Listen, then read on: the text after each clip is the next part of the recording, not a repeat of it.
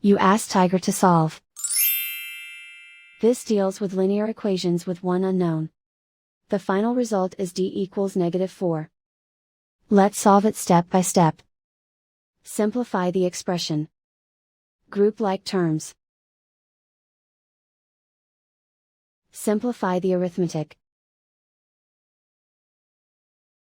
Resolve the double minus. Group all d terms on the left side of the equation. Subtract 8d from both sides. Group like terms. Simplify the arithmetic. Group like terms. Simplify the arithmetic. Group all constants on the right side of the equation. Add 4 to both sides.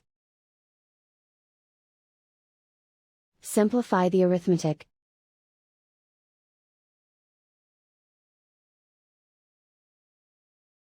Isolate the d. Divide both sides by -4. Cancel out the negatives. Simplify the fraction.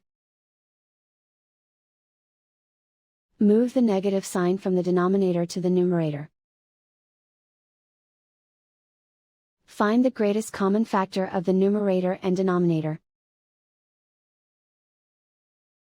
Factor out and cancel the greatest common factor. And so the final result is d equals -4.